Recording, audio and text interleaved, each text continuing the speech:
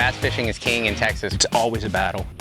We are gonna hammer them. It felt like I laid into a Volkswagen. If you want to catch big bass, you should come to Texas. Everything is bigger in Texas, and we definitely have the bass to prove it.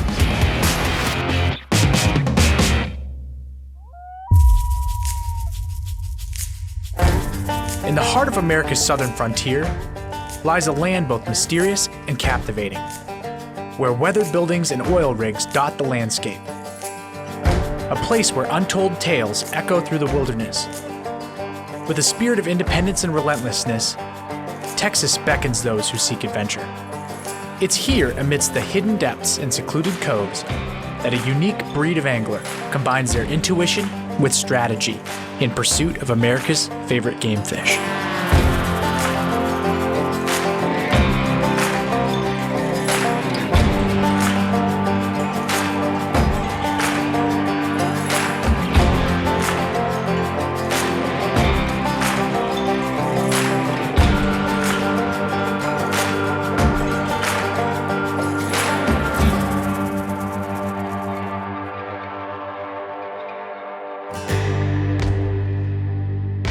The worn-out folksy quip that everything is bigger in Texas probably originated because of the state's enormous size.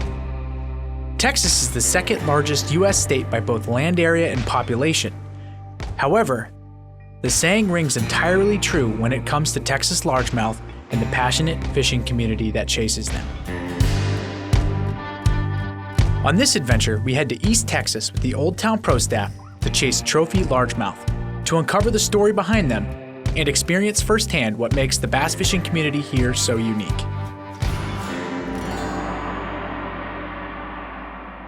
The largemouth bass is a species of black bass and the most sizable member of the North American sunfish family. Native to the eastern and central United States, largemouth bass is known for their distinctly gigantic mouths and is the most sought-after freshwater game fish in the country. The thing I love about bass fishing is the puzzle. Doesn't matter if you've been on that body of water 1,000 times. Every time you hit the water, it's different. You know, whether it's the weather, the color of the water, the depth. You can go out one day and just slay fish, and you go back the next day to the exact spot, and the fish are totally different. It's truly a humbling sport, man. Each day, you're not only gonna have to completely change how you're fishing, but you're gonna be a better angler, right? There's something that you can take from it every time that you go out. They're so fun to catch. It's always a battle. The vicious strikes, the fight, it's addictive. It's the thrill. You never know if you're gonna get a 2-pound or a 14-pound. You don't know what you're gonna get. And it just keeps dragging you back all the time because you wanna catch a bigger one and a bigger one. It's just the thrill. For me, it's not really about chasing the green fish. I'm chasing a memory. It's that feeling that I had as a kid with my father. I'll never have it again, but just for those few moments, every time I land one, it puts me back there. The largemouth is found just about anywhere, from drainage ditches in America's heartland to small lakes in Japan. They're aggressive fighters and can be caught using a range of tactics and lures. My favorite techniques to chase trophy largemouth in Texas has been a Texas rig, preferably with a creature bait. I like to flip and punch, so grass mat lakes or heavy structure lakes with a lot of laydowns and stuff are usually my go-tos. My favorite style of fishing is power fishing. I like to fish swim baits and jigs and anything with a big rod in shallow, that's what I like to do. Texas is home to arguably the best trophy largemouth fishery in the country, and it may come as a surprise to learn that is not by accident. To really get to the history of largemouth bass in the great state of Texas, you have to really look at the history of Texas. I'm Tom Lang. I'm the Inland Fisheries Division Outreach Director and the Director of the Texas Freshwater Fisheries Center here in Athens, Texas. Now, we're in a state that doesn't have natural lakes. In fact, we only have one natural lake in the entire state. Texas and people, when they come to Texas, have learned that we need water, and water is the most precious resource. And so all across Texas, we've built reservoirs, more than 1,200 dating back to the late 1800s. Those reservoirs being made by people are non-natural systems that function somewhat in a natural way, but aren't natural. When you have those reservoirs out there, we go on managing those reservoirs. So you have a Fish and Wildlife Agency, which is now us, Texas Parks and Wildlife Department, that's responsible for managing those fisheries resources. Through thoughtful conservation practices and the hard work of the Parks and Wildlife Department, Texas created a unique and special game fish opportunity for the angling public that dates back to the mid-20th century.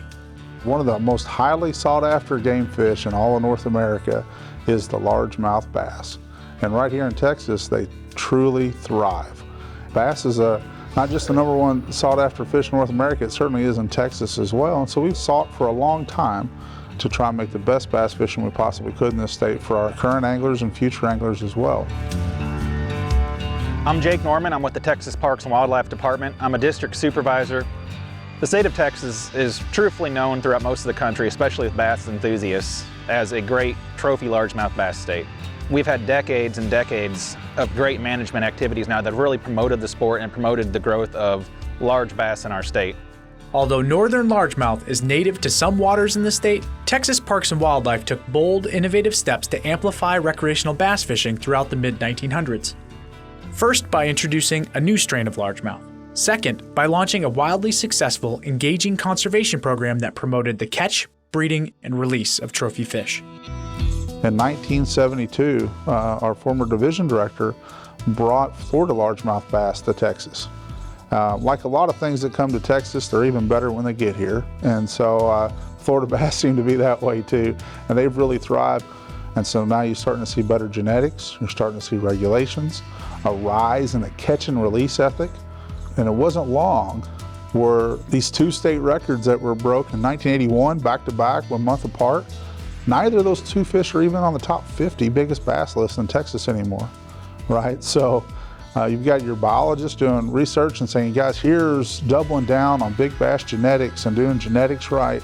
Here's habitat enhancement programs, there's new reservoirs, and so all these things are evolving and coming together in a guided purpose to make the best bass fishing that we possibly could for our 2 million plus anglers all across the state. I travel the country. Texas does have the best thing going. It is one of the best conservation programs out there. Every state should look into something similar because it helps grow it phenomenally. They take care of their resource, they promote it. That's why the major series, we have huge kayak tournaments. You know, the professionals come here every year, and it's because they do such a good job promoting the big fish. What we do today affects the future, and they're doing such a good job of maintaining the lakes, you know, and it gets people excited. They want to be a part of that. I've always known that there's fish on boat ramps.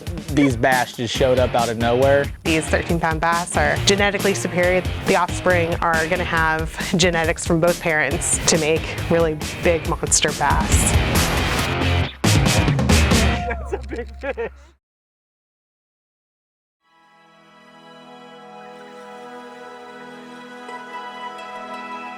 To catch largemouth bass, it's a thrill. And if you're a kayak fisherman, it makes the thrill and the fight even more exciting. About 17, 18 years ago, about the same time I started kayak fishing, I got introduced to fly fishing. The fly fishing community is such a close-knit community, such a sharing and caring and teaching community. They drug me in hook, line, and sinker. It's so relaxing. It's such a finesse type of fishing, and it's a real challenge. The types of baits and stuff that you use really put your mind to thinking, what am I going to use? How am I going to catch these fish? At the end of the day, when you catch a fish after fly fishing, it's an accomplishment. It really is. Hey, why are you cutting between me and the bank, sir? Go, bro, look at this. Look at this. Right on our point. Fly fishermen. Can't trust them. If you've ever caught a largemouth bass, we love you, Jerry. You know how undeniably fun and exciting it is. I'm sorry. But if you've ever caught a trophy largemouth, or at least hooked into one, you understand what makes it the Holy Grail. My name is Mark Pendergraph and I'm from Fort Worth, Texas. My most memorable experience would be winning the Bassmaster Kayak Championship on Possum Kingdom and not having to move an inch to do it.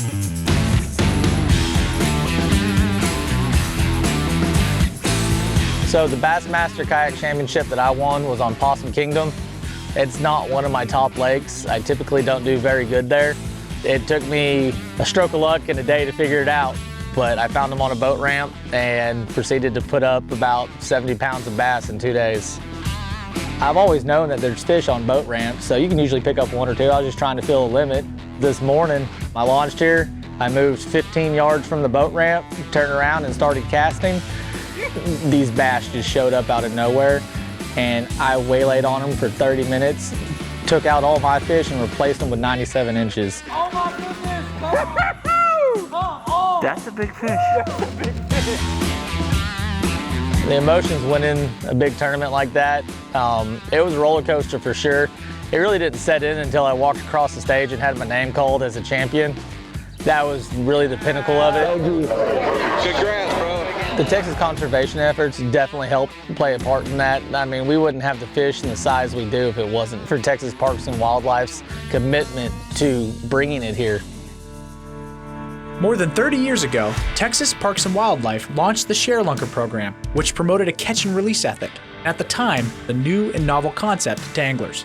The goal of ShareLunker is simple: grow bigger, better largemouth bass. My name is Natalie Goldstrom, and I'm our State Outreach Program Supervisor and the Toyota ShareLunker Program Coordinator. It started back in 1986 with 1 fish that was caught by Mark Stevenson, lovingly named Ethel. At the time, this catch was our state record, and Mark Stevenson actually shared this lunker bass with our Texas Parks and Wildlife program, and that's how the whole entire program started. Anglers that catch bass that are 13 pounds or heavier share them for a breeding program. These 13-pound bass are genetically superior. They obviously have something really special about them, and we actually match them up with males that are also descendants of ShareLunker. So the offspring are going to have genetics from both parents to make really big monster bass. We have a 24/7 hotline number. So if an angler happens to catch a bass, a certified weight of 13 pounds or heavier, we send out our response team. When we meet up, we exchange the fish and bring that fish back here. We have them all here at our Texas Freshwater Fisheries Center, and we keep them in the lunker bunker.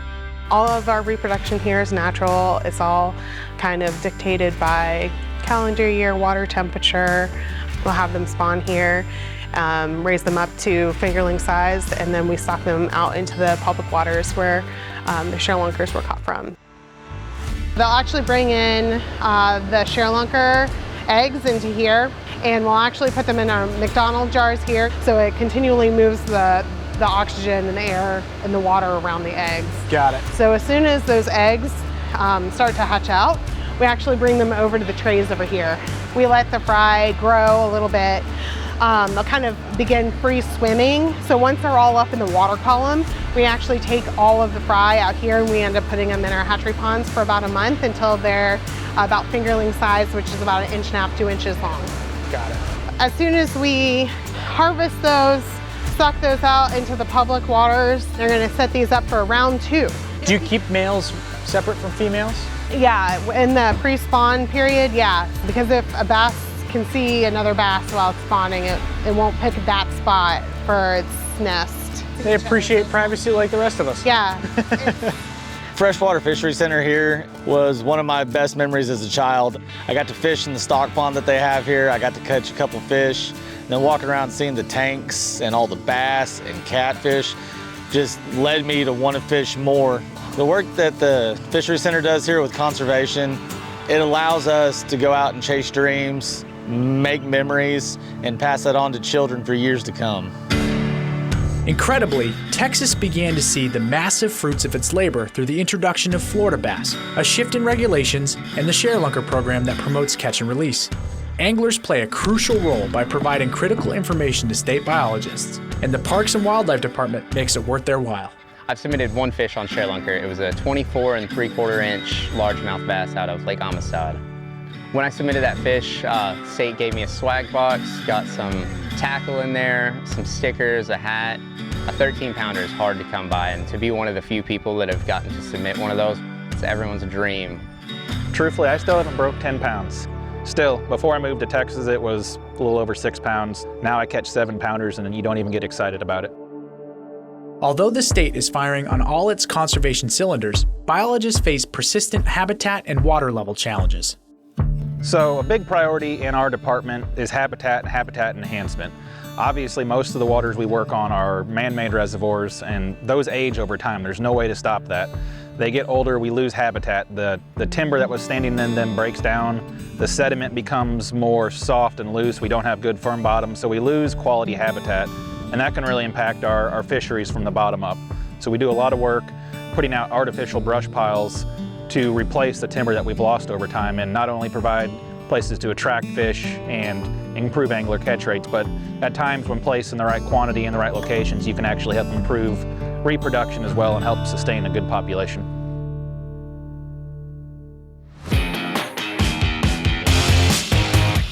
You ask a lot of girls, do you like to fish? And they'll say, oh yeah, I love to fish. I fish all the time. Woo! And they mean like 6 times a year. Look at that beauty. You actually meant like every day of the year.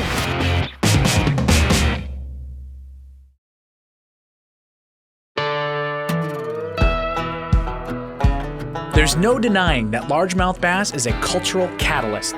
Tackle, boats, apparel, tournaments, and even the biggest fishing retail chain in the world all surround the pursuit of catching them.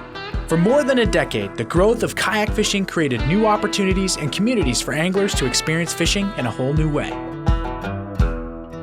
Kayak fishing has a lot of benefits, not only because we can get into really shallow water in places that other anglers can't get into, but let's just go off of gas and maintenance and all the other things that can go wrong with the boat. I got into kayak bass fishing when I still lived in Pittsburgh. We just wanted to get off of the bank, and our family friend had some kayaks that they weren't using and they gave them to us, but we took them out there and it was just a whole other experience to get off the bank, you know, without having to spend bass boat money. It was pretty much the first time out we were hooked. And then when pedal drives became a thing, forget it, that became our whole world. Raccoon State Park was the first time we took them out. It was actually the lake that we got engaged at. Sharing fishing with Katie's, it's awesome. If it weren't for her, I don't know that I'd be as big into it as I am. It's one thing that really brings us closer together. He actually had asked at one point if I liked to fish when we first started dating, and I said, oh, I love to fish. I fish all the time. It didn't take him a month. You ask a lot of girls, do you like to fish? And they'll say, oh yeah, I love to fish. I fish all the time. And they mean like 6 times a year. And he's like, you actually meant like every day of the year. My hope for my daughter, Lily, fishing in Texas is that she gets out there on her kayak along with us when we launch. This is the first time since she was born that we've actually been able to get out together fishing, and it's amazing. It felt like last year, 2 years ago, when we were able to do it all the time. Chasing all the trails around the country and experiencing all the different fisheries and the different opportunities that we have had together has been very cool. Because of the quality of fishing in Texas, the kayak fishing community has proliferated, creating a large yet tight-knit group of anglers who care deeply for the chase and conservation of the fish they love. Oh, it's huge. The kayak bass fishing scene in Texas is huge. Name is Duke Tran. I live in Arlington, Texas. I run a pretty decent program. I run the North Texas Trail. I get all of Texas involved. You know, we're in a little group chat with all the chapters of each group. We talk with each other. We plan stuff together. Duke Tran. Duke Tran at Mariner Sales, and that whole crew is just super welcoming. And at the end of the year, we always have a big shindig where all the regions come together and fish, and I've made friends from all different points of the state, and we're pretty close-knit, and everybody stays in touch. And that's why I started. It was just, you know, hey, let's do a little kayak working man's. You know, have some fun, meet some new friends, and you see people coming in from like a little 6-foot sit-inside kayak to wanting to fish big trails and buying bigger kayaks, and you see them develop and becoming a much better angler. People to bounce ideas off of on how to catch fish, or maybe you know somebody that's really good at something, and after the tournament you're like, hey, what were you doing? I'm like, we fish near each other and I did not figure them out like you. So it helps you evolve and get better competing against others and then bouncing ideas off of them afterwards. One of the most remarkable aspects of the Texas bass fishing story is the cooperation, not only amongst the anglers, but also with conservationists. United by a shared love of nature, any way we choose to experience it, we all play an active role in its preservation. As the sun sets on our week here, we discovered that across the vast expanse of the Lone Star State, bass fishing, both in the pursuit and conservation, embodies the spirit of Texas itself. We can learn from what Texas has done, standing shoulder to shoulder to make a profound impact on the health and abundance of the fisheries we all cherish. And it's true what they say. Everything is bigger in Texas, and we definitely have the bass to prove it.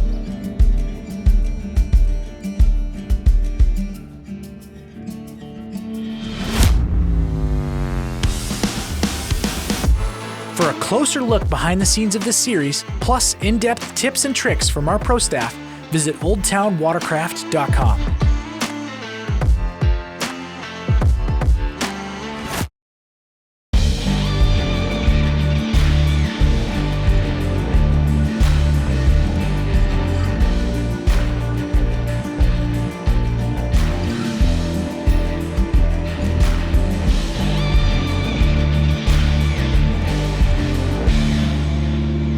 Until next time.